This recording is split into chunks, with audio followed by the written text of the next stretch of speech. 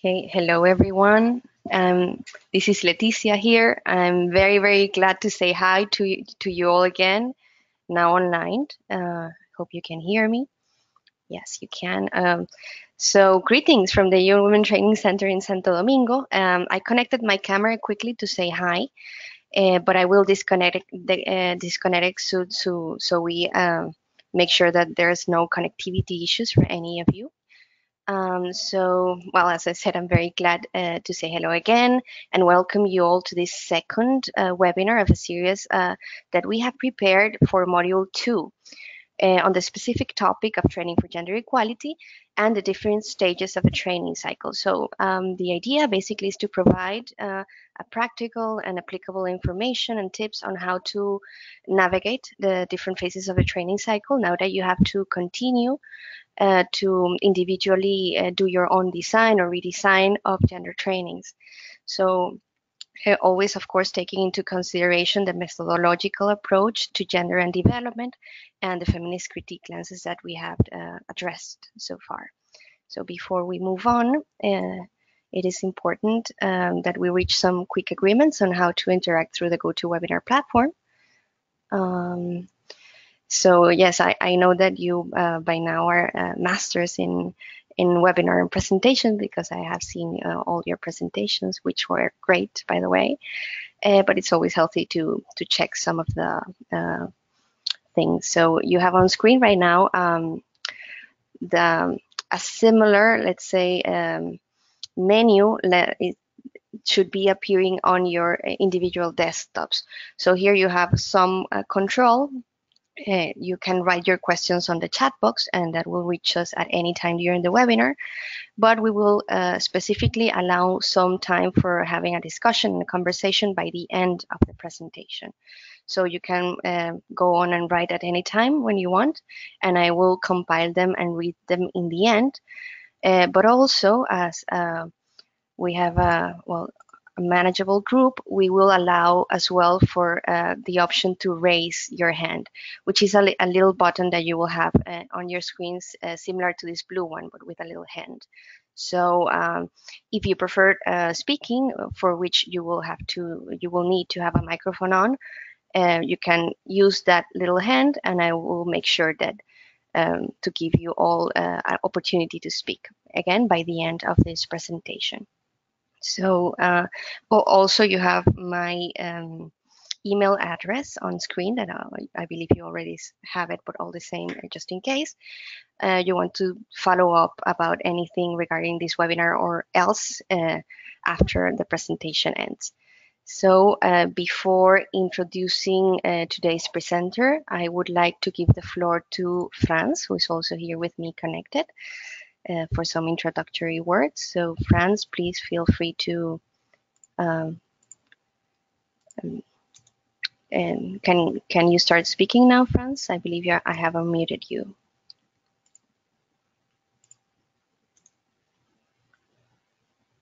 Okay, one moment. I'm coming to that.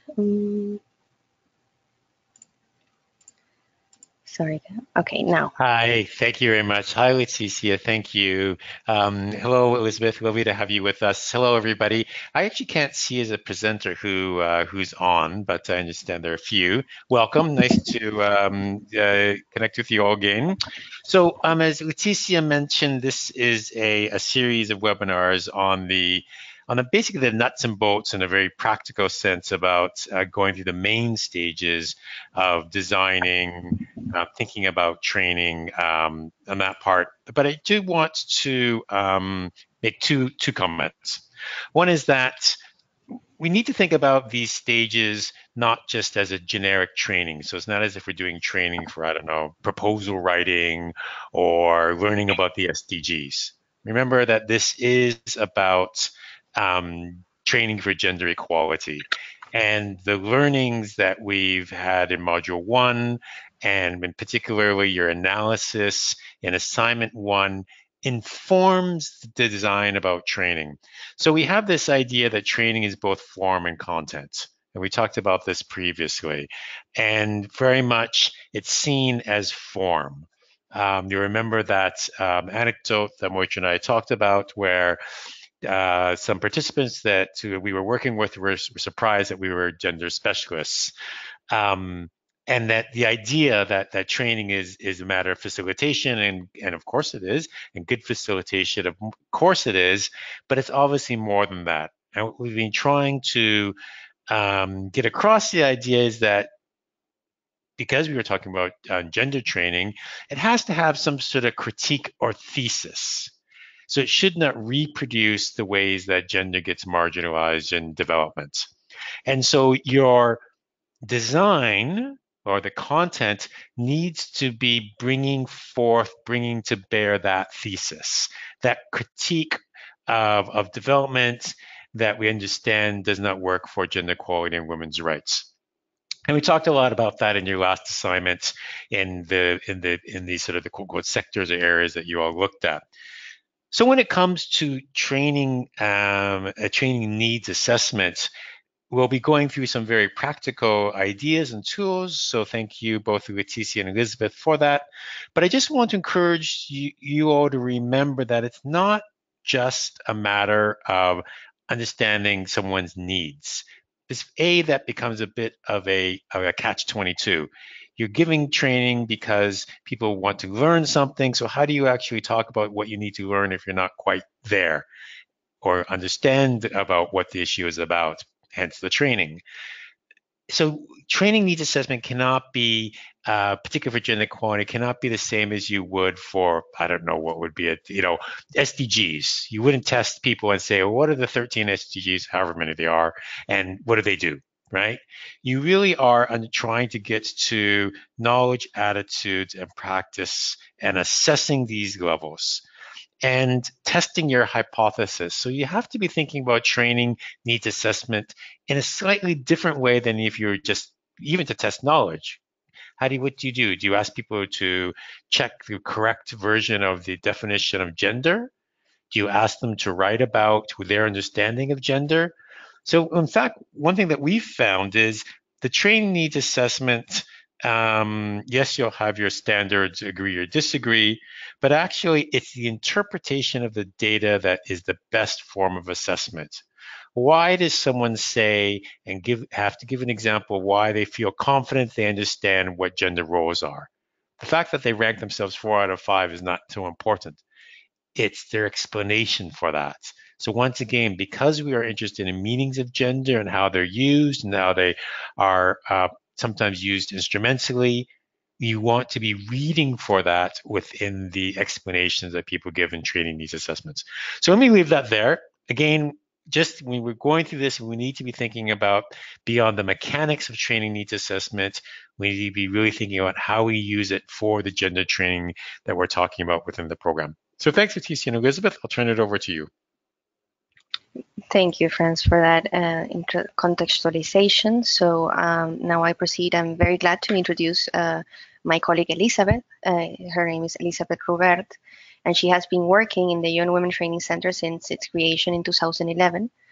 Currently, she coordinates and facilitates courses on topics such as CEDAW, gender mainstreaming, gender-responsive budgeting, political participation, safe cities, masculinities, and migration. And she also has experience in social work, research and training, NGOs, public institutions, and the UN, concerning, among others, local development, work insertion, and migration. So I don't want to take more of your time, Elisabeth. Feel free to start your presentation whenever you want. I'm handing over the control to you. Yes. Okay. Thank you, Leticia. Thank you, Franz. And thank you, everyone, to be here. Now you should see my screen. Can you confirm? Yes, we can see it, Elisabeth. You can go on. Okay, excellent. So I'll try to share what we've been doing in the training center, UN Women Training Center so far, taking also an example. I hope I won't be too long, but I'm afraid I will a little bit. So let's start. First of all, we have our definition of training for gender equality in the training center.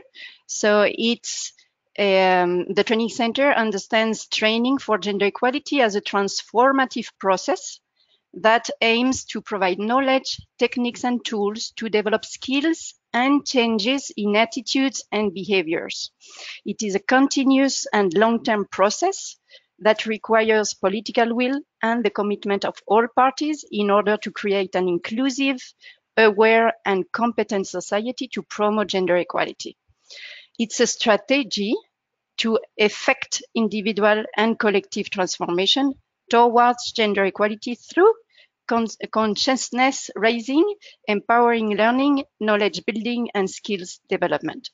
So training helps men and women to build gender competence and acquire the knowledge and skills necessary for advancing gender equality in their daily lives and work. Training for gender equality is part and parcel of delivering our commitments to equal human rights for all. So this is the definition from the training center. In fact, it would be interesting also to have your comments on this definition. Okay, so this is the first webinar on the training cycle. In our manual, we identified 6 steps in the development of a training. The ADI model that you may know has 5 steps, no? Analysis, design, development, implementation, and evaluation. But we included the planning part because we consider this is an important element, and we will cover that in the next webinars. So the step of analysis consists in assessing the learning needs and the feasibility of the proposed training. In fact, it may be, we could have a situation where maybe it's better not to do a training because we don't have the conditions for this. But also it's very difficult to have all the, the ideal conditions to implement a training. So the idea is to see if it's worth it to do a training or not.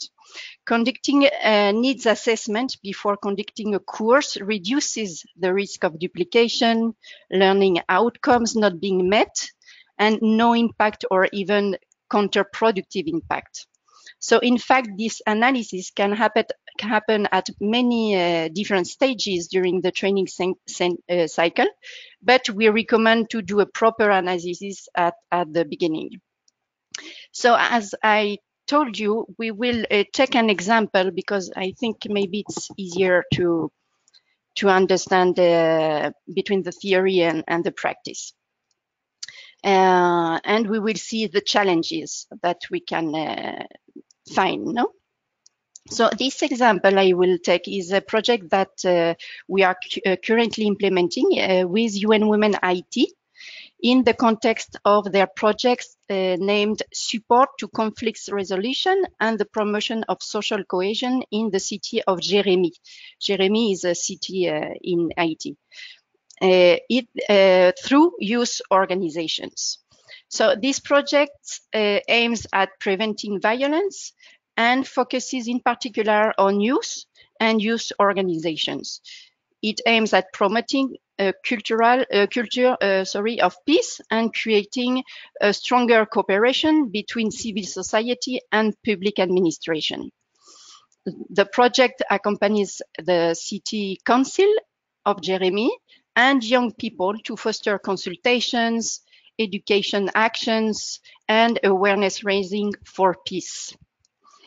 So in that context, the Training Center and UN Women IT are developing a training on masculinities and elimination of violence against women and girls for young people between 15 and 55 years old in Jérémy in Haiti. The UN Women Training Center has a course on masculinities and elimination of violence against women and girls, a self-paced and a face-to-face. And UN Women IT has the program in Jérémy. So that's why we decided to work together. Okay, so as Franz was mentioning, of course, during all this training cycle, we have in mind our feminist pedagogy principles. So in our case, we have 4 principles, no? that are participatory learning, validation of personal experience, encouragement of social justice, activism, and accountability, and development of critical thinking and open-mindedness.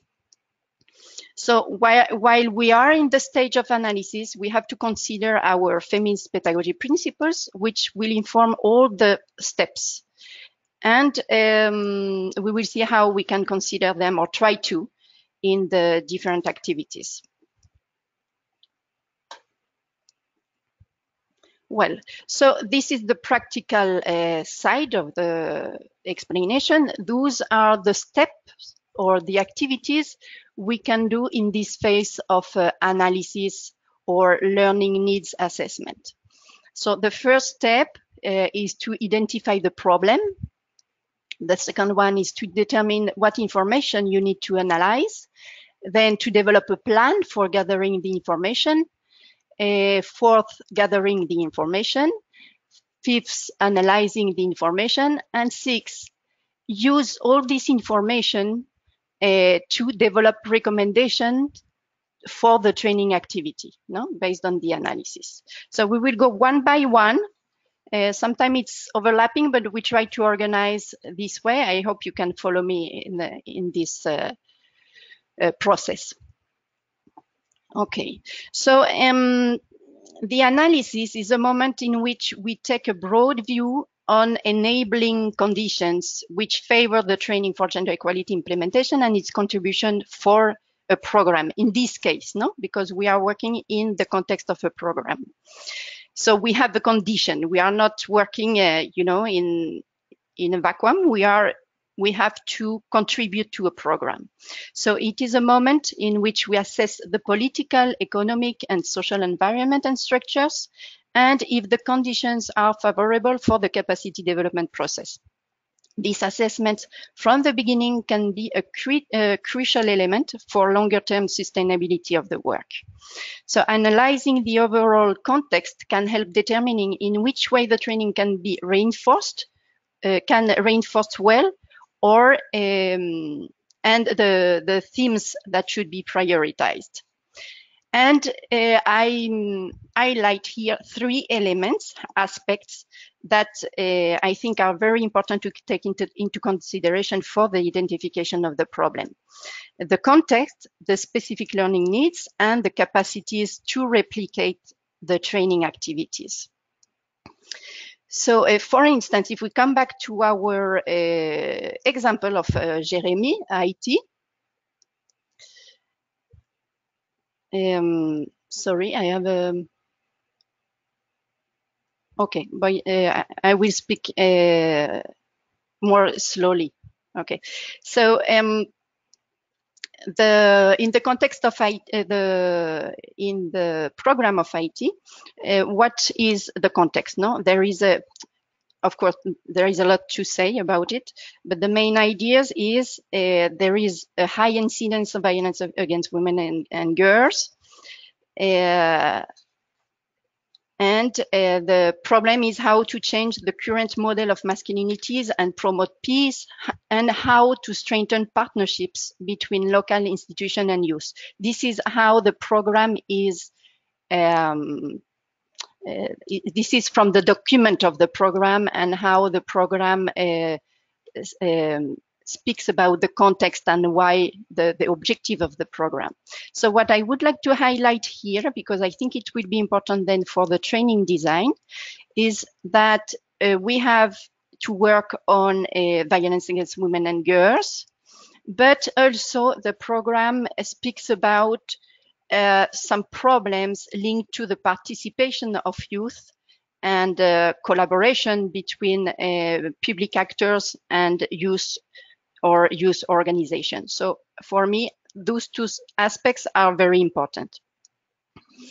Then the other dimension is to install capacities to continue training. So this is, from my point of view, a very important point, because, for instance, in the case of IT, we did not find an expert on masculinities and violence against women and girls, or that could do the work. But we consider that it's important to have someone in IT, and if we can in Jeremy, to be part of this training process, so that this person can then eventually replicate the training or continue follow up with this work. So in that case, we decided to hire an ex-colleague from UN Women who worked in UN Women in IT.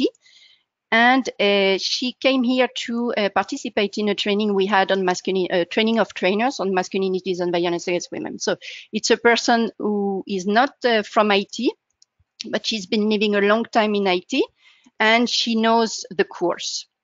And on the other side, we decided to hire a younger male facilitator who has knowledge, on human rights, etc., but not so much, and he's been involved in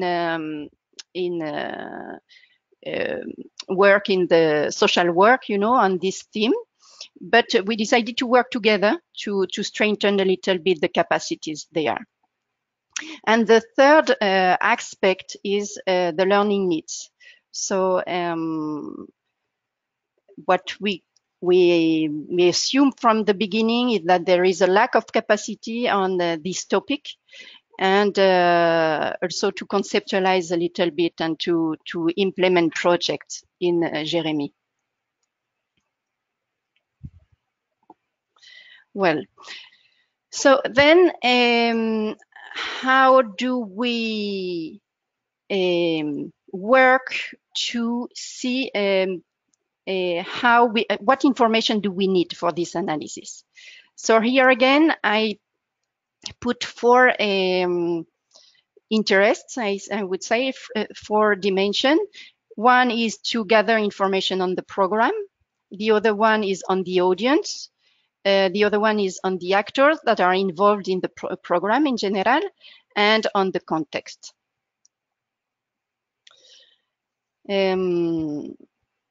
So the methodology I will share with you is based on UN Women Training Center assessment tool. And here I would like to give the definition of what is a gender capacity assessment. So gender equality capacity assessment is a means of assessing the understanding, knowledge, and skills. So those 3 dimensions that Franz referred to, the CAS, knowledge, attitudes, and skills, that a given organization and individuals have relating to gender equality and the empowerment of women, and on the organization's gender architecture and gender policy. So this is for an organization, but we could say a city or a community. Capacity assessment refers to the process through which the information is gathered and analyzed, and also to the results of this analysis. So these results are conveyed in a report that outline the ways forward for training or capacity development strategy or action plan. Learning needs assessment and capacity needs assessment are often used interchangeably, and both have equal value in the analysis process. Okay, so you can see here the tool that was developed by the UN Women Training Center. Nevertheless, I would like to tell you that this was developed in the context of what we call here UN SWAB. This is how all agencies have to show that they are training their staff on gender equality. So it's a little bit, it's more useful for this context, but I think there are still many elements that we can use to do any capacity assessment. Elisabeth, if I can add a quick comment on that. I just want to let know to all attendees that we have the capacity assessment included as a handout. You can also find it in the menu at your right hand and in the menu that we saw at the beginning, and it's available in 3 languages for downloading. So just so you know that it's there, and please feel free to use it. Perfect. Go on, Ellie. Thank you so Okay, much. seguimos. Okay, so here, so what we said is that we would look at 4 elements, no? One of them is program. So concerning the program, I think you have already done the exercise of analyzing the ways gender is understood in a particular sectoral theme by an entity with a question as how is gender understood vis-a-vis the problem being addressed. You had an exercise on this, no? How are women and men portrayed within the theme? How are women, men, and social relations of gender described as part of the development solutions and intervention, etc. So those are the questions we could ask also for in the context of this program we are developing. And a little bit to summarize those questions, we could say that we have 3 types of programs, no? Those who, which do not reinforce existing gender inequalities, those who attempt to redress existing gender inequalities, and those who attempt to redefine women and men's gender roles and relations. So of course, we are aiming at the last one, no? To redefine women and men's gender roles. So let's see how this can be useful for our case of the project in Haiti. As we said before, the project aims at preventing violence and focuses particularly on youth and youth organizations. It aims at promoting a culture of peace and creating a stronger cooperation between civil society and public administration. The project accompanies the City Council of Jeremy and young people to foster consultations, education actions, and awareness raising for peace. And in the document of the program, there is a theory of change, the theory behind, the thinking behind this program, no? So I will read the theory of change just to reflect a little bit on the thinking behind the program. So the theory is the following.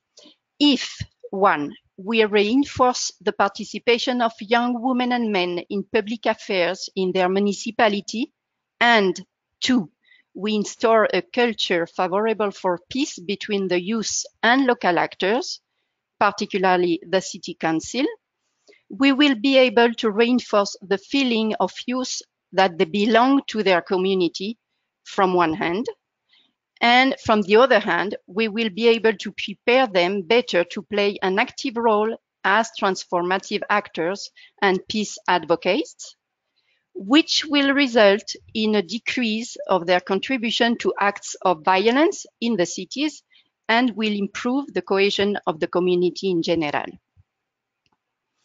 So what I would highlight from my point of view is that there are 2 strong aspects of this program that I was mentioning before. One is the change of culture toward a culture of peace, and the other one is the empowerment and a call to youth to be part of the solution. We can see also maybe that there is a binary approach, but we can speak about this in the discussion. And I would like to raise your attention also on the link between this program and this theory of change and the training. Because it's not really explicit. How do we speak first from a culture of peace, and finally we do a training on masculinities and violence against women? So this is the thinking we have to do on how the training contributes to this program.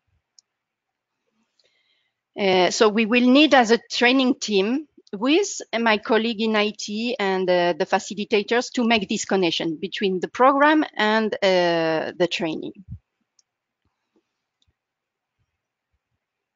Okay, so you may have your own analysis, and I'm sure you have a lot of comments that we can address later on the question and answer session.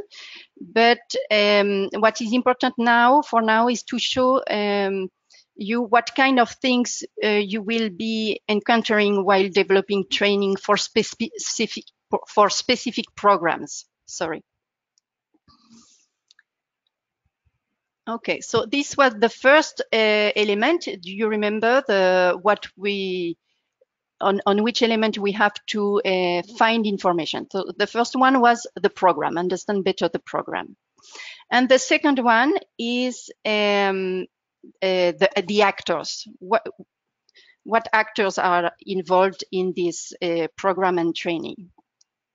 So the program, as we said, aims at strengthening the cooperation between youth and local actors. Therefore, it's important to know which actors work on violence against women and girls in Jeremy in our case.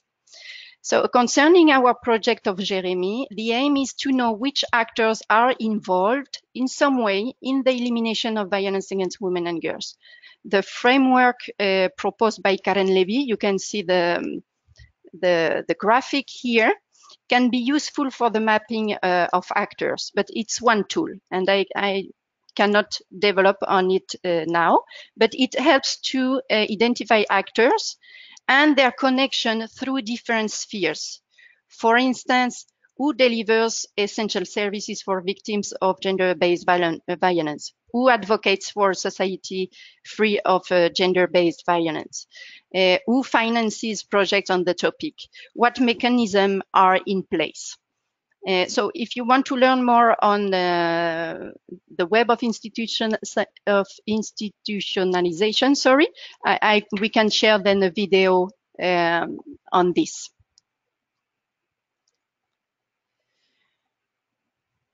Okay, so now that we have a picture on the program and the actors involved, what information do we need and on and from them? So in our capacity assessment tool, we propose to work on 6 competencies. At the core of this gender responsive capacity model, there are 6 core gender capacities, which are generic to work on training, mainstreaming, and evaluating gender in different thematic areas in research, international development, organizations, and the business sector. This approach has been developed by the International Livestock and Research Institute and further specified by this institute. So these 6 gender capacity are broad, and you can use them and adapt them to different thematic areas, and also for an analysis and an internal analysis of an organization or for programs.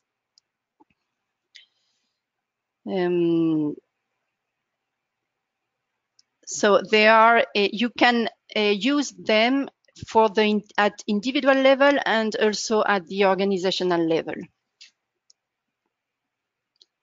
So let's see, I will read them because you have time. So the first one is gender core capacity 1, gender analysis and strategic planning.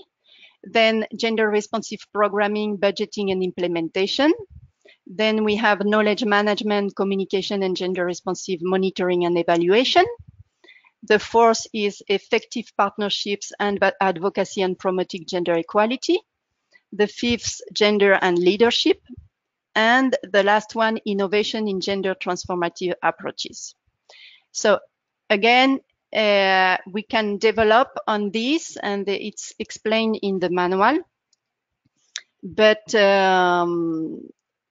and here you have in the slides what kind of aspects are targeted in each competency. For instance, the first one, gender analysis and strategic planning, is about the capacity to design and conduct gender analysis within the context and any given subject area. the access to and level of knowledge and experience in applying gender analytical tools and methodologies, and the capacity to use gender analytical data to inform new research and policies and to create new opportunities that can be leveraged to support the program activities and eventual scaling up. And it's more detailed in the manual. So I don't have time to go in detail in the 6 competencies, but you have the description here. And what is always important to bear in mind is that in each competency, we should, because then those competencies will help you, for instance, to design a questionnaire or to assess the needs, no? But for each competencies, you can formulate questions that are related to knowledge or to attitudes or to skills. And as I said, it can be at individual level or at the organizational level. I think we have a little activity, Laetitia, now. Yes, Elisabeth, thank you for that. So what we have is a bit of a let's say activity or test. We're going to project on screen some questions for you to determine if the question is to measure knowledge, to measure attitudes, or to measure skills. So I'm going to launch the first one now. Do you have the? Do I have to give you the? No, not at all. Okay. I'm going to read it now. It's on your screens. The question is, do you feel it is important to work with men and boys to prevent violence against women and girls? And remember, the question is not really the question, but you have to determine whether these questions is intending to assess knowledge, assess attitudes, or assess skills. So, okay, the questions are coming in. A little more time. Okay, so closing the poll and sharing the answers. So we have 100% of votes for attitudes. Elisabeth, what do you say about that? Correct answer. Excellent.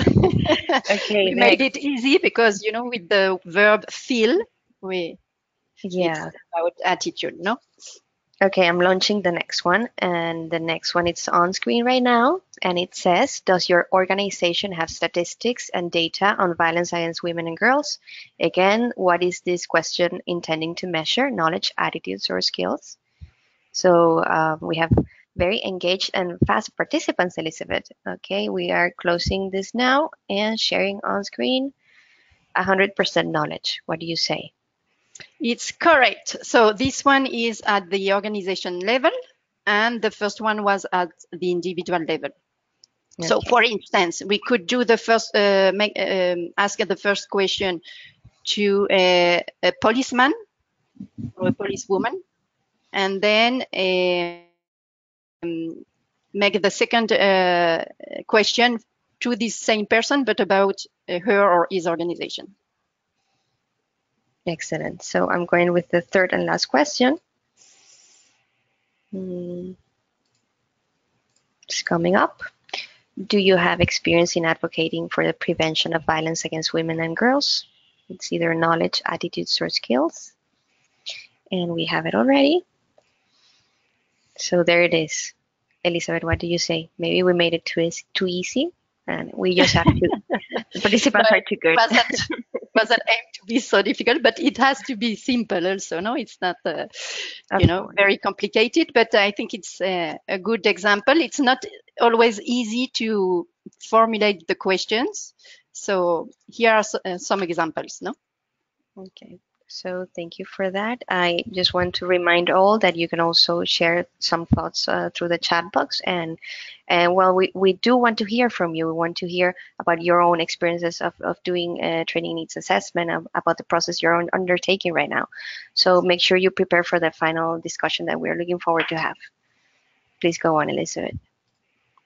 Okay, so we are now after thinking, about the information we need, from whom, what is the problem, what is the program, what is the context, the conditions, etc. The audience, I will now explain a little bit on the audience because we didn't cover it. It's now the time to develop a plan for gathering the information. So that takes time. For instance, in our case in IT, it took us 2 months to develop tools, to implement, and then to analyze. Different methods can be used to gather information. I'm sure you already know them very well. Structured interviews, semi-structured interviews, observation, questionnaire survey, workshop, SWOT analysis, also the web of institutionalization, and many other tools that we use in development. So again, I'm sharing the experience from the training center. I'm very curious to know your experience.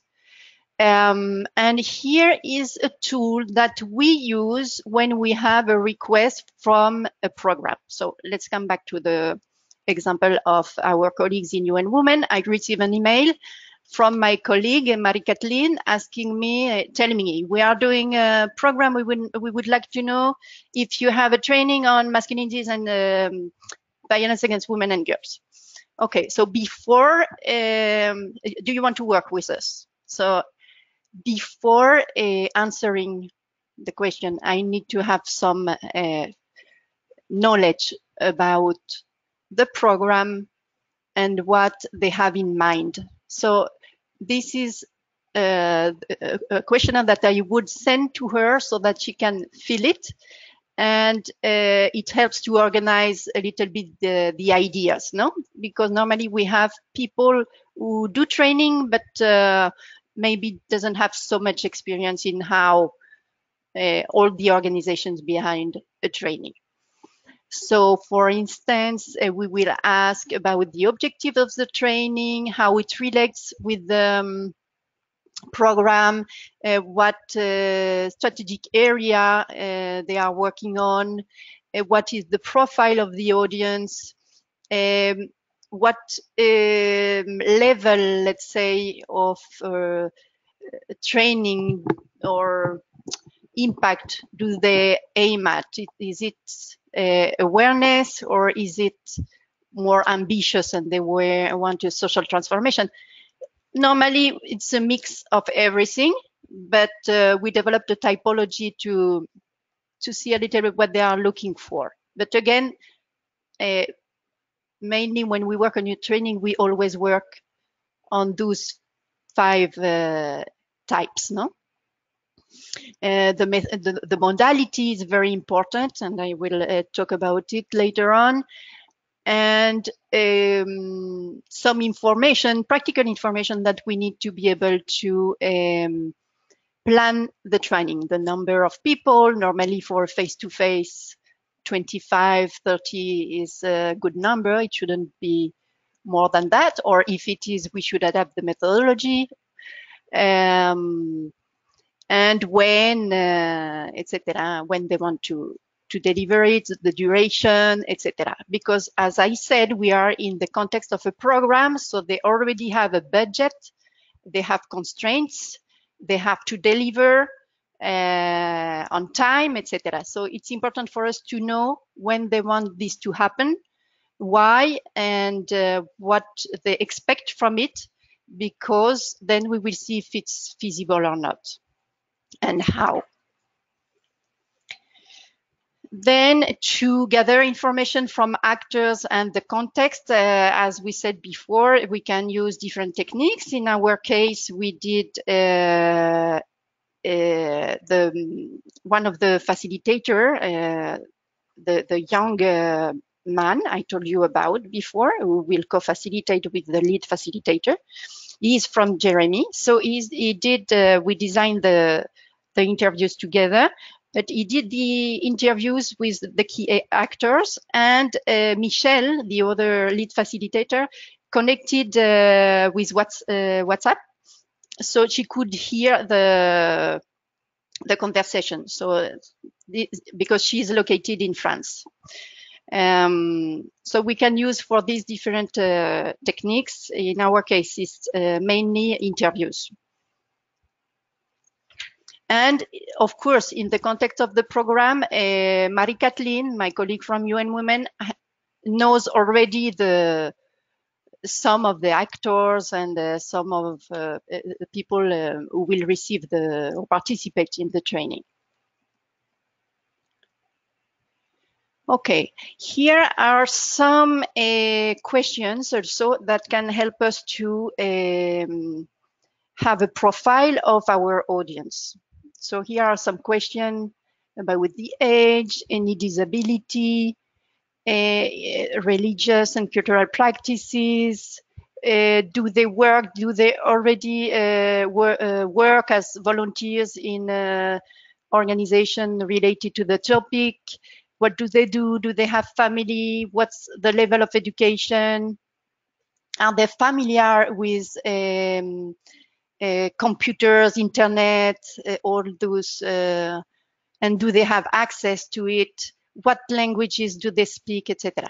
So in our project, this is very, very important because, for instance, they don't have those young people, they don't have access a lot to internet, and they don't know a lot about how to use a computer and to use our e-learning campus.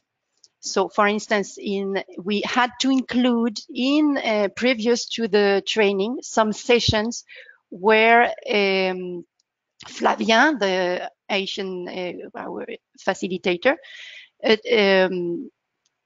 did a session with partner Alliance Française there, who has they have a room with computers. So they had a session to learn how to use a computer and to connect to internet and to connect to the campus and to create an account.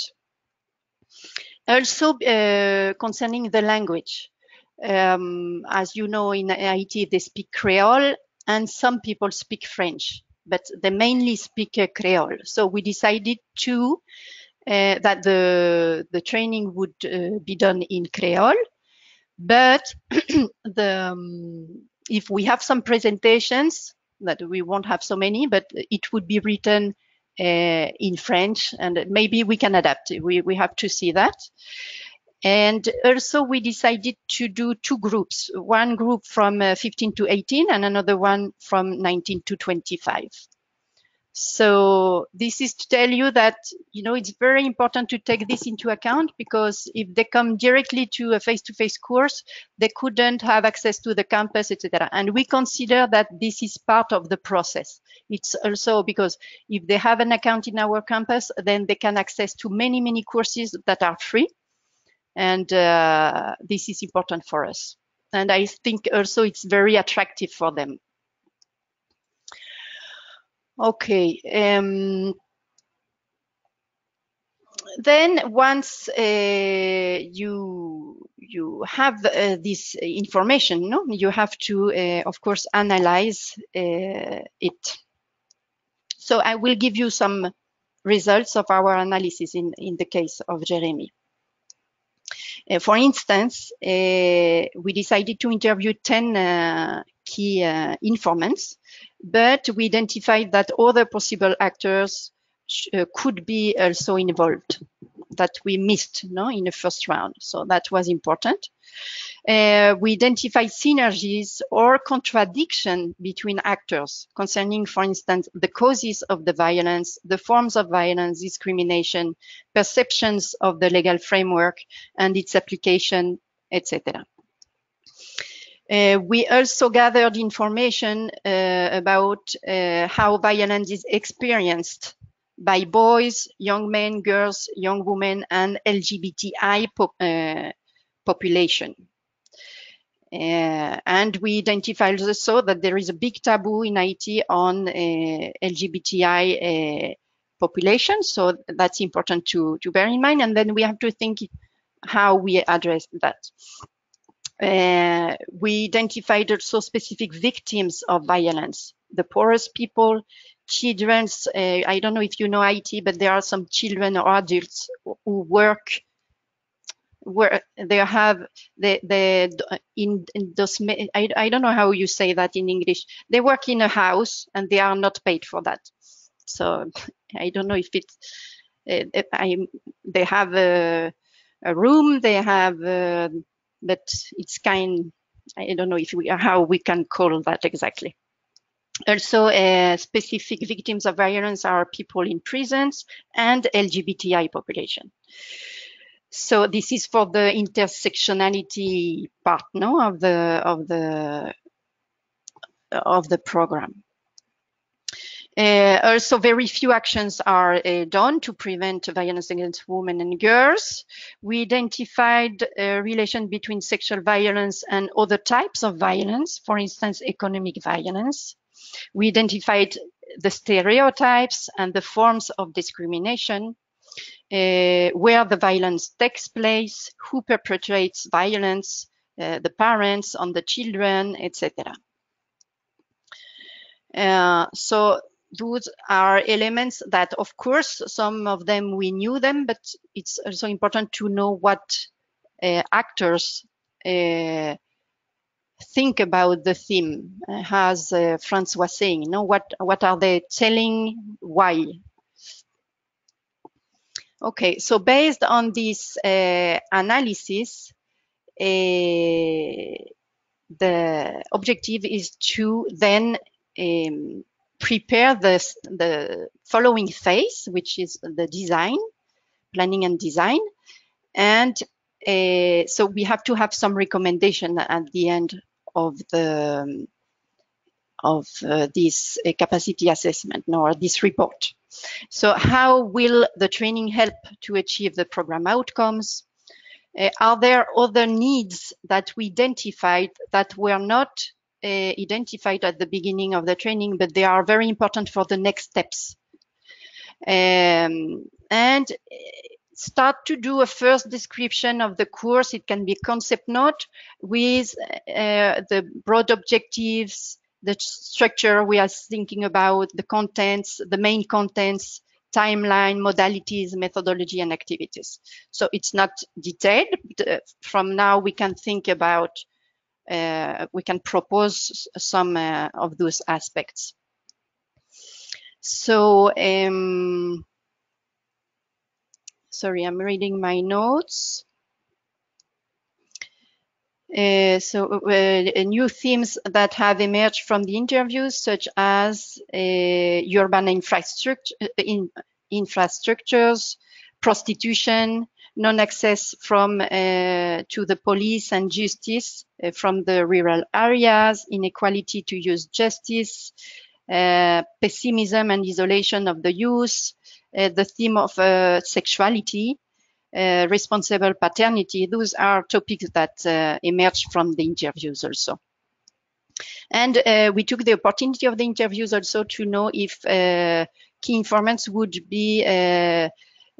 like to participate in the training, because, as I said at the beginning, one of the objectives of the program is also to create a better collaboration between youth and public, the city council in particular, and the other instances. So we think that it's important also to invite them to come and have a discussion.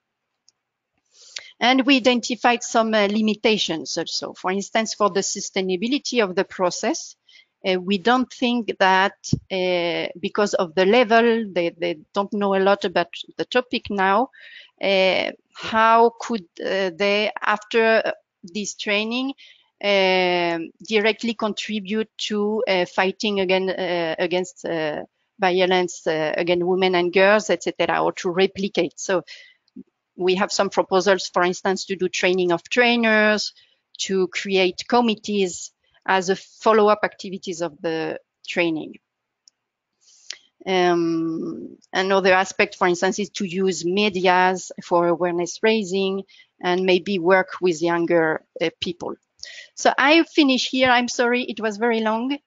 I give you the floor if you have any comment, question, I hope it was more or less clear.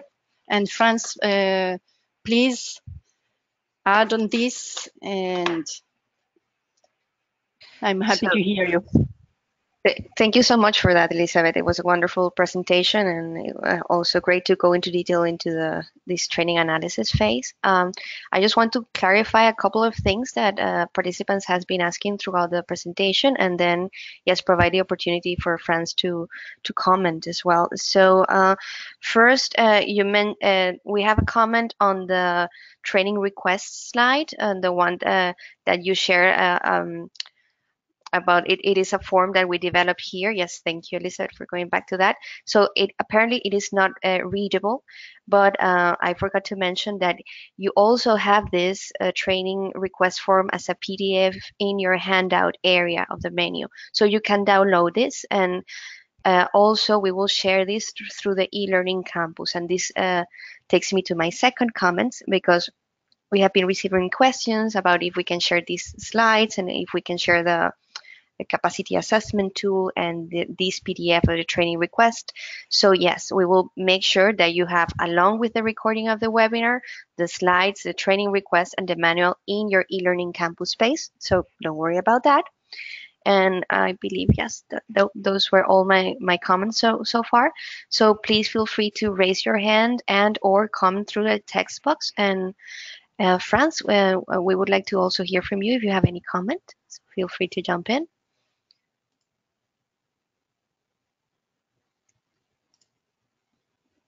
I'm trying to unmute you, Franz. Maybe you can go ahead and unmute yourself. Hi. Thanks for that. Maybe we'll let others ask questions first, because that maybe get clarified from that way, and then I have some maybe a final comment. Yes, absolutely. You're right. And we are starting to receive some comments here. Okay. This comment is from Hafsa, and she says, I'm facing a problem with capturing impact. What happens after training? For example, participants can feel comfortable for sharing their view. So what happens after training? For example, if participants can feel comfortable for sharing their view. I'm going to copy and paste that on the screen for everyone to see. And I don't know if you can maybe clarify that comment, Hafsa, because I'm not sure I'm getting the question. But I'm And maybe, okay, if maybe you are sharing your own experience, no, about when in the training you have to design. That's what I'm understanding, no? I believe so, yes. I'm going to project my screen now so everyone can see this comment.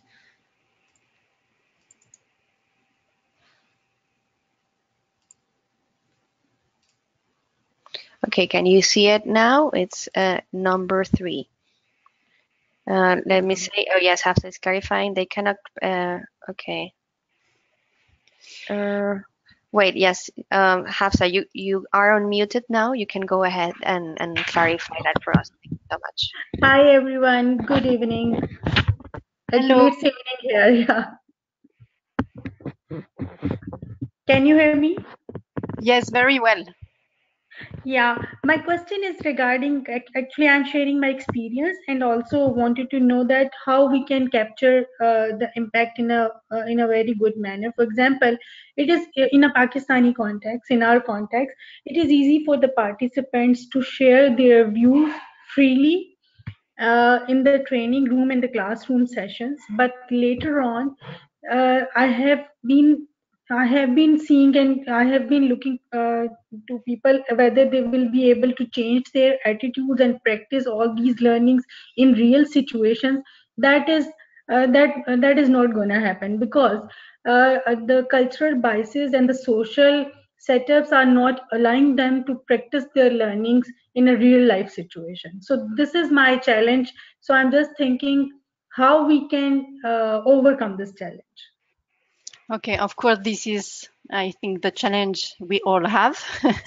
So, and that's why in the definition we give of the training is that, it's one activity in a very complex context. No, so we cannot expect that after 5 days of trainings, we will change the society. This is our aspiration. That's what we want.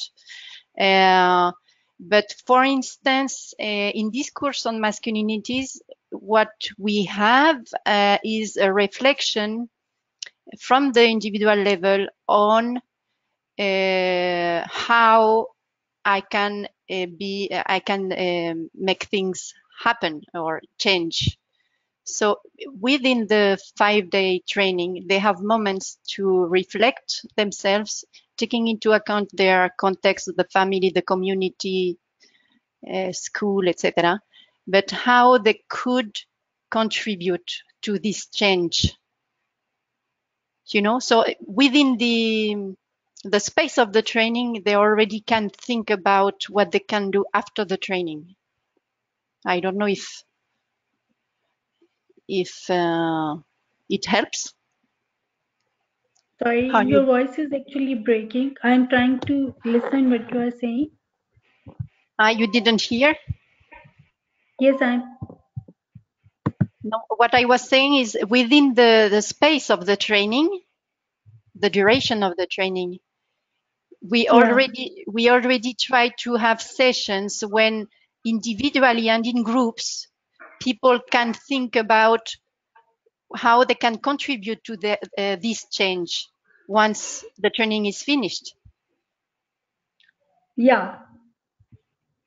So it's just for them to identify the barriers and the resistances and to see how to reflect on how I could contribute to this. So this is, I think this is the objective of the 5 days of training. It's to relate that to their context and reality, and to see if they want to be, like, to say, an agent of change, and how that could be possible at their level. Or could they organize themselves in a group so that they have more power to make things change. Some strategies, no? Within the training, they should have a space to think about strategy to make this change happen. Right. Thank you. It's a good suggestion. I mean, I'm sure that there are many other options, but and what we say, it's a long process and reiterative process. So it should, but as we are in the context of the program, we may have only one line of budget for one training.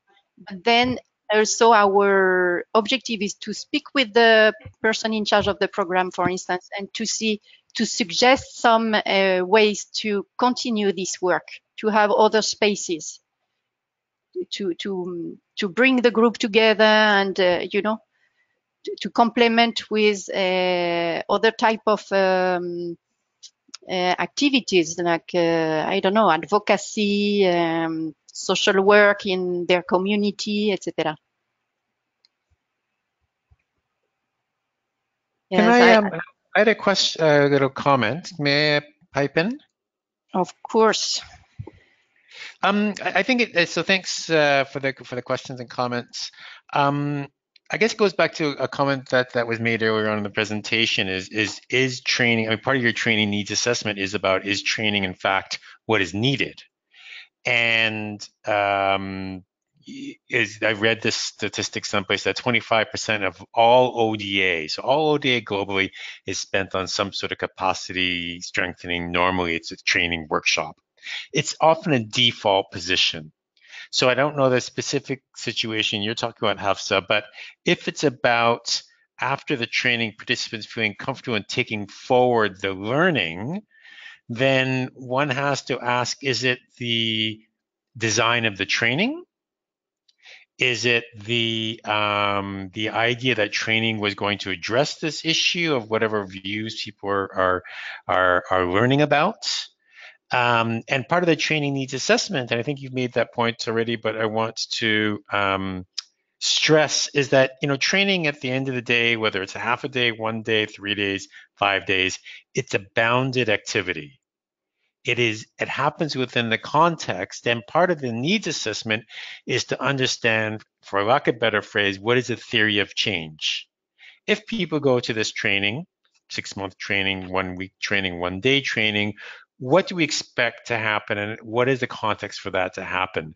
And if at the end it's like, okay, we can do training on sexual reproductive health and rights, but people can't in fact talk about their family planning desires, then one has to ask, is training in fact the appropriate response as a standalone or as part of a wider intervention for people to be expressing and having their sexual reproductive health and right needs met?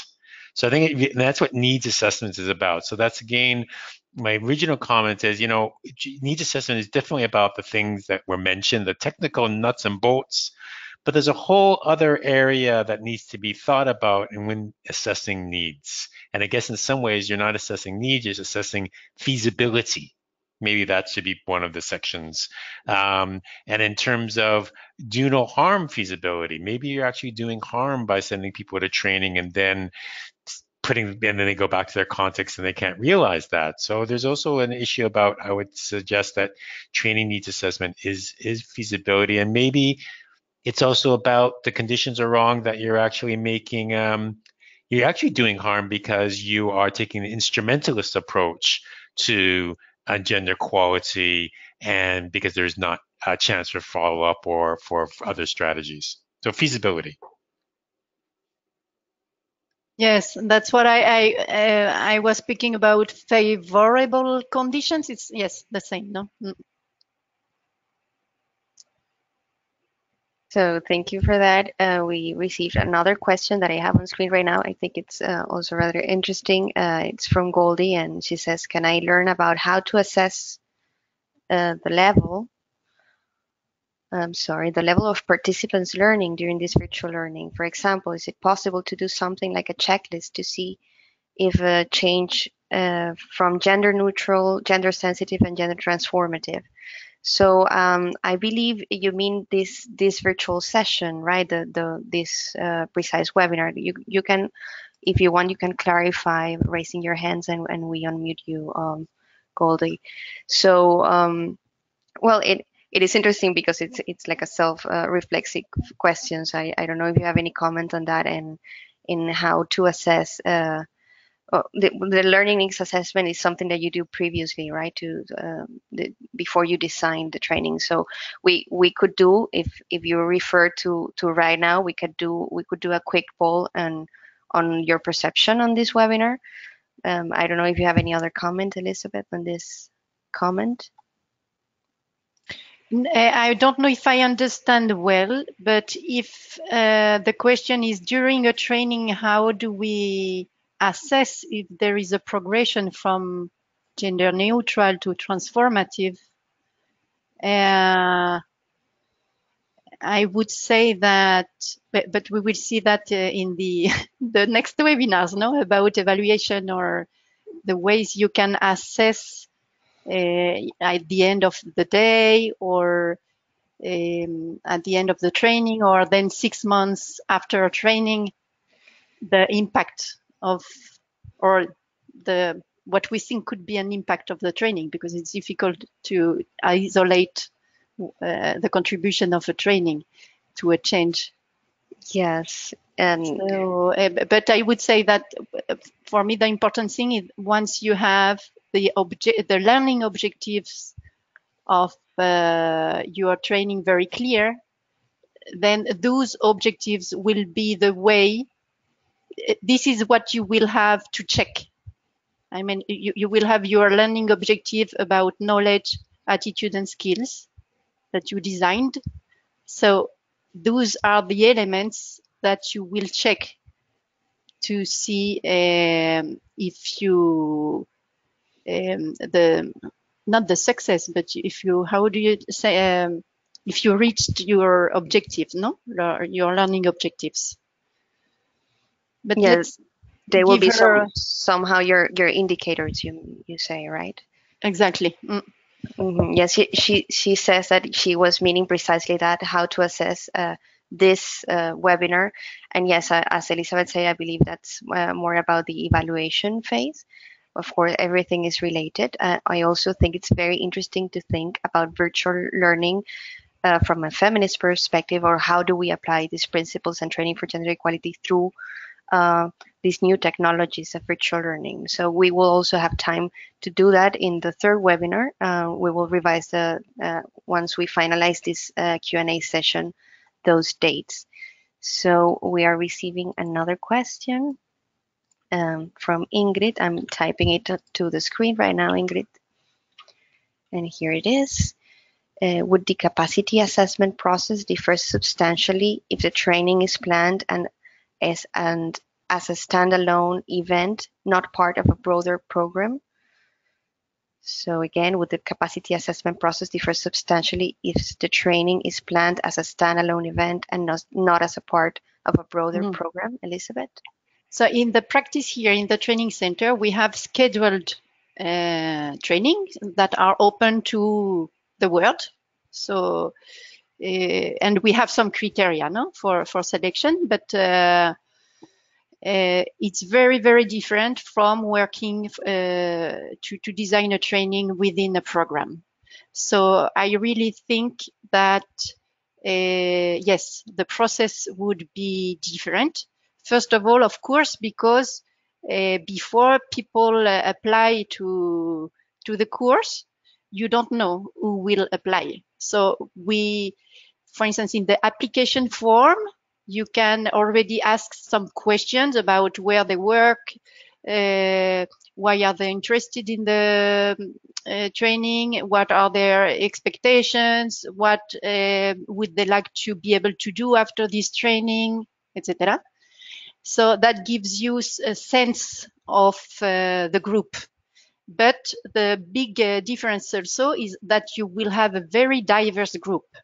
For instance, you could have people from different regions of the world, from different private organization, NGO, UN. So yes, the capacity assessment process is very different, and you can, what we do is to try to have as much as information as possible in the application form, and then before we really start the training, we design a capacity assessment questionnaire in the campus, and we ask people to answer the question. It can be a self-assessment, it can be about expectations, and based on this, we adapt the training. We try to see which group could work together. Many aspects we have to take into consideration. Who is more expert, who is less expert. Then we decide, for instance, to mix the groups. But yes, this is very different from my point of view and experience. Thank you, Elisabeth. We are receiving another question from Peace, but I also wanted to ask Franz if you have any comments about the questions so far. You want to jump in, please feel free to do that. Maybe just, I wasn't sure if, based on Goldie's question, whether the slide on gender neutral, sensitive, transformative was understood. And now I'm actually a little bit confused. So I wonder, I don't know, maybe people could signal if they too would like a clarification by putting up their hands. Maybe it's just me who's confused. Okay, so yeah, this is a way to this classification is to see the kind of programs you are working for. That's right. So it's just like a classifier, or we can classify. We try to classify, in fact, the programs if to determine if they are gender neutral, gender sensitive, and gender transformative. So this is someone you could use to analyze the program in which you will develop the training. But also you had some guiding question in the exercise you did. previously that I mentioned that can help you also to understand better the program. So this is just a quick way to define the program, no? Right, a program or policy or project. So just to be clear, you're not using this to typologize or to classify different types of gender training. In fact, Exactly. oftentimes this typology or similar ones, you've probably seen the interagency working group use this type of continuum as a basis to analyze, is a particular program or project gender neutral, is it gender sensitive, is it gender transformative, but it's not a framework to analyze trainings themselves, gender trainings themselves. This is the nature of Goldie's question. I wasn't sure if there was some confusion about that. Yes, because in this stage we were in the part of analyzing the program. So this is, as Franz said, no, only to try to understand what kind of program it is. Yes, you're right about that. So Of thank course, if you. you feel that the program is very transformative, I think it would be a good news, because you feel that maybe there are other activities included in the program that will really help to the effort not done in the training, and it will complement with other activities. But you also have, I think, to analyze the type of program, because people doing the program, they have constraints and they know their audience, etc. So you have to take that into account in the type of training you will do also, I think. Maybe Yes, there are some topics or some approach that you prefer not to adopt in your training, because you see that this program is not very, transformative. But it's a first intent to make things move. I don't know, that kind of reflection. No? thank you, Elizabeth and Franz. It was necessary to go back to that. Goldie, do feel free to contribute again, or to write something or raise your hand. I've been monitoring and I see no raised hands, so please feel free to do that. We have still some time. I'm going to go forward and read Peace's question. It says, training capacity assessment is a good practice, but many times training follows the funder's schedule and there is limited time to conduct the assessment. Is there a way that young women can influence other stakeholders to make this a mandatory practice? What would you say to this, Elisabeth? I mean, from UN Women to make it as a mandatory practice globally, I'm not sure we can do that.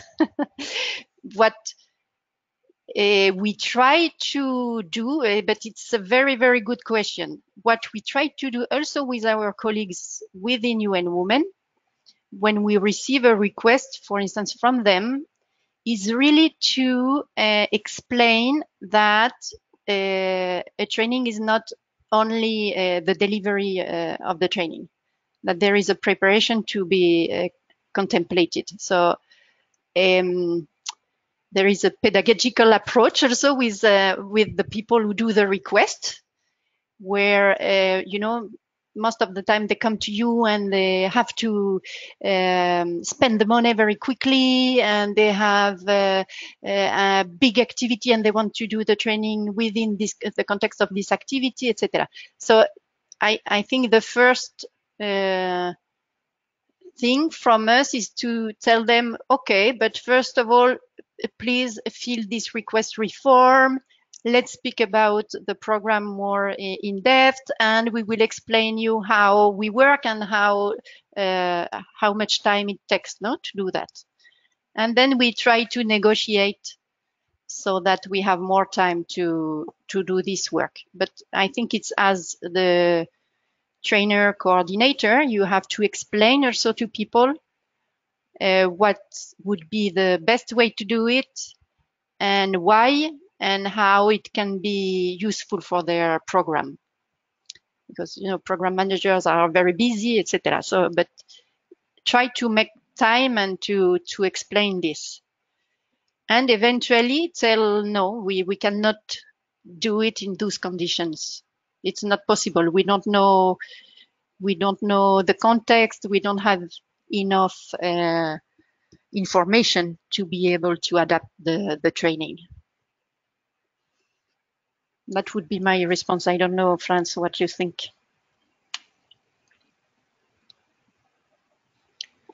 Thanks. Yeah, I think maybe a different tack. Not to. I think you're absolutely right. You only have so much control, and it depends on, I guess, what stage of the training you're at. In a sense that, I mean, oftentimes, in rare cases, put it this way, are you completely unaware of the situation? So I'm thinking about your situation piece. I assume you're getting, for example, requests in Uganda. You probably know something about the requesting agency. And I guess the question is, if you can't do a needs assessment, and frankly, we don't do them all the time, um, um, you sort of do your best guess. And what you can do, and we're actually going into a situation now where we're actually doing the needs assessment as part of individual interviews with a sample of the selected participants. And that's quite nice because A, you have an opportunity to do more open-ended assessments. B, you actually are starting the training process already. So, and I think something actually to also remember is that we see these activities as being quite discrete. You have your needs assessment, your design, your implementation, but more often than not, just even beginning with the negotiations of a training contract is part of the training. So someone says, Exactly. for example, oh, I want a half-day gender awareness training, and saying, well, normally it takes about 2 days, and they say, oh, that's ridiculous. Why do you need 2 days? And you say, well, gender awareness is more than just learning the definition. It's about feeling and understanding and empathy. And so you need to do participatory processes. And if someone can see that, they actually are already starting to understand, well, gender is just not about learning definitions. It's about it's about learning and feeling and participatory process. So the point is that let's not see these stages as discrete, that they actually overlap quite a bit. And the needs assessment can be done in different ways, such as even negotiating a contract is part of the needs assessment. I mean, you get a sense from the person who's taking the calls about their understanding. Lastly, needs assessment, though I would never recommend this with going into a situation completely unaware or blind, is that you can structure your beginning activities as part of a needs assessment. So we often, in some cases, we do something like an agree or disagree type thing, where you're getting people's ideas. Very quickly, you'll get a sense of who's in the room, how they're thinking about gender issues, and the other thing is that needs assessment does not mean you don't do real-time revisions, right? So maybe that first day is a little bit off as you're going, oh, I kind of got that one wrong. But in a longer term training, multi-day, you can actually do revisions based on what you're learning on the spot. So again, needs assessment is also an ongoing process. It doesn't end when you start designing. Yes, I would add that in general, this is the case in UN Women. People are not aware of how much they spend on training activity. So as you said, France it's 24%, but it's capacity development in general component that is spent for capacity development activities. In UN Women, we try also to show from the analysis of the annual work plans how many funds are spent for training activities, and it's a lot. And then when we show that to our colleagues, they say, oh, but we don't think so much about how that has to be done. It's just like a little activity in many other things. So it's like trying to explain also to the organization the importance of it and how you can also make economies of scales, etc. if you organize this on time and with the adequate methodology. I didn't say that, but this phase of capacity assessment is also a time to gather information like documentation what has been done before that then you can use to share information in the training. Just I wanted to say that. And also in this case, for instance, of Jeremy, as I told you, we first had they had a meeting with the youth to know them a little bit, and also to to select to know who will participate in the group. So all those previous phases also inform you on your audience. And then we decided to have so this session to know about computers and how to use them. And then they will have one session where they will be all together with the help of Flavien, the facilitator, to take a self-paced course, the I Know Gender self-paced course. And after this, they will have a session to brainstorm about what they understood with this course, and that will give us a sense of their understanding and their resistances or anything. And then they will take another self-paced course on masculinities, and then we go to the 5-day sessions. So there is like preparatory activities to prepare them to come to the training, and also for us to know them better, no? Thank you both for that, and thank you, Peace, for the interesting question. So we have one last question from Nandi, and we have to start closing the session. So please, if you have any other pressing comments or questions, make sure to send it now. The question says, would a training achieve its purpose if it were conducted in a simpler version, lacking the complex concepts, especially in an environment that could pose a potential backlash to new gender concepts? So this goes a bit beyond needs assessment, Elisabeth, but I believe we can address this as well. Okay, would a training achieve its purpose if it were conducted in a simpler version, lacking the complex concepts, especially in an environment that could pose? Okay, so thank you for your question, because I was also thinking about examples on the question about the programs, gender neutral, sensitive, etc. So I have an experience, for instance, with Turkey. So we did a training for UN Women in Turkey with an expert from there on gender responsive budgeting. And my colleagues, they had an expert there, but they wanted the support of UN Women to design the 2-day of the training. And they insisted a lot. It was with people from the General Assembly, employees of the General Assembly. How do we say El Parlamento? Leti, help me, please. The parliament. The parliament, yes. So high-level people, and in a very, very conservative context. So they insisted a lot that the aim of this training was really to start the conversation. So I think we really were at a first stage. They wanted this training to be an activity to have the opportunity to discuss and to show the importance of gender responsive budgeting and why it's important to think about gender inequalities, etc.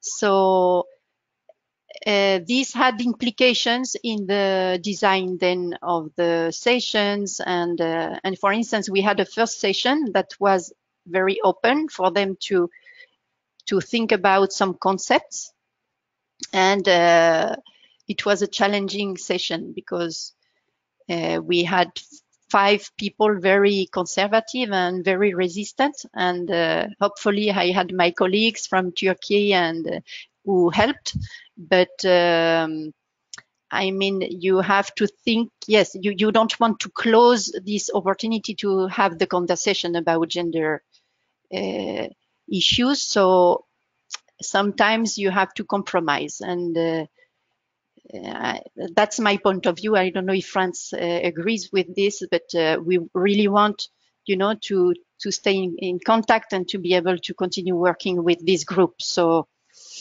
if you challenge too much from the beginning, then the danger is to just they don't want to participate anymore.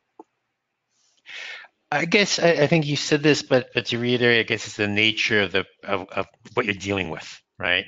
And how much you're involved. If you have a longer process, then you can take more time. And if you're there just to kind of start off a process, then yeah, you're going for the low-hanging fruits and the inspirational type of training so that people at the very least at the end want to know more. But I guess it's also this dichotomy between challenging and not challenging. I mean, first of all, rarely are our groups homogeneous.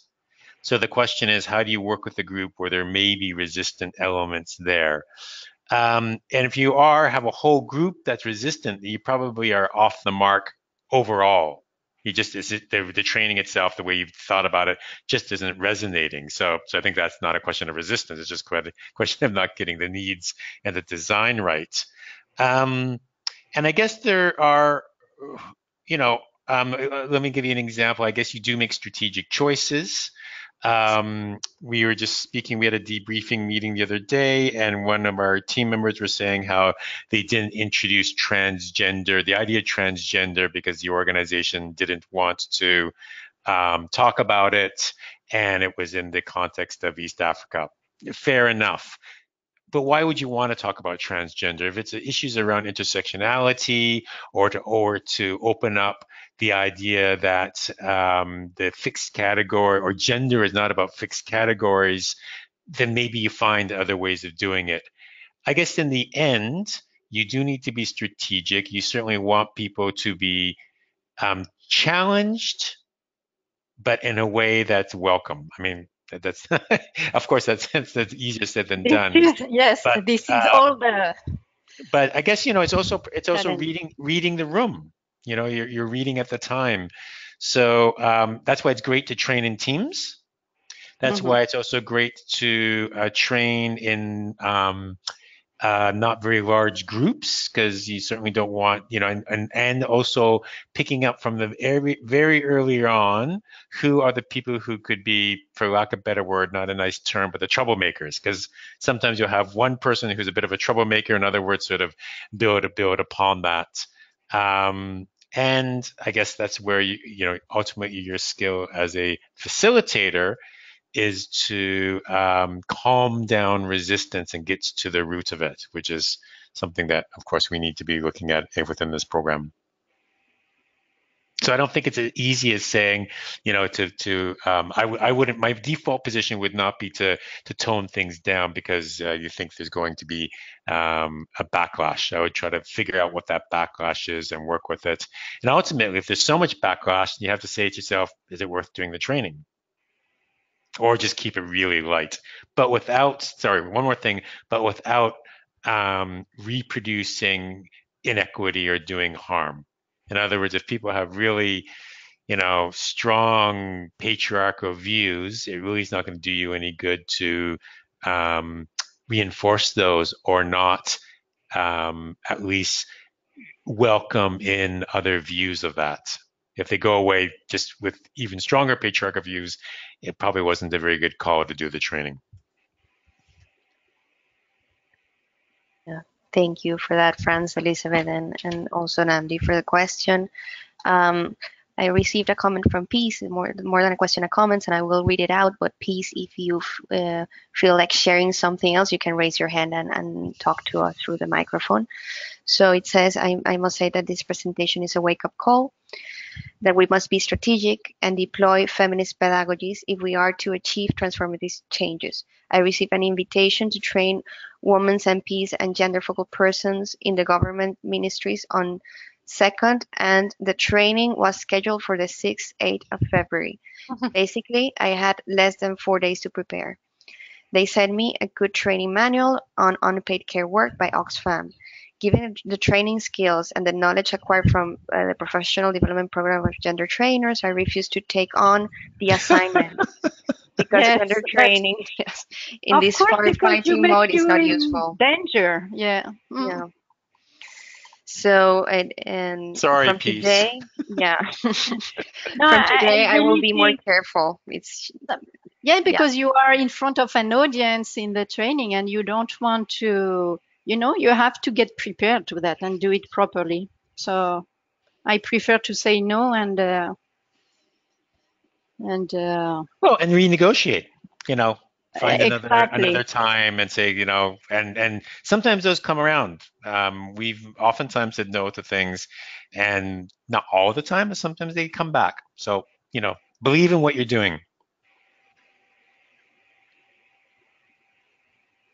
Yes, absolutely. So just to finalize from today, I will be more careful to take on assignments that are impactful. Thank you, Elizabeth, for this exposition piece. So no, also thank you as well, Peace, for the interaction. And I believe we have no more comments so far. Anyone else? Maybe raise your hands or quickly type in the chat. I do want to share the schedule for the next webinars, as we are already a bit late on time. So we had the capacity assessment today, and we will have on February 20 the training design webinar also with Elisabeth. Then we will have virtual training on March the 6th. This will be always at the same time, but also will be recorded for everyone's convenience, and a training monitoring evaluation to finalize this webinar series. So please make sure that you register and you download the reminder, and of course let us know at any time if you have any issues or questions or anything else. We'll be happy to hear from you. So yes, I believe that this is it. We have no more comments, no more raised hands. So I just want to take the opportunity to thanks again to Elisabeth for this wonderful presentation, and to Franz for all the comments and substantive insights. And thank you all for being here from beginning to end and for participating. Thank you so much. Thank you, Leticia. Thank Thank you, you. Elizabeth.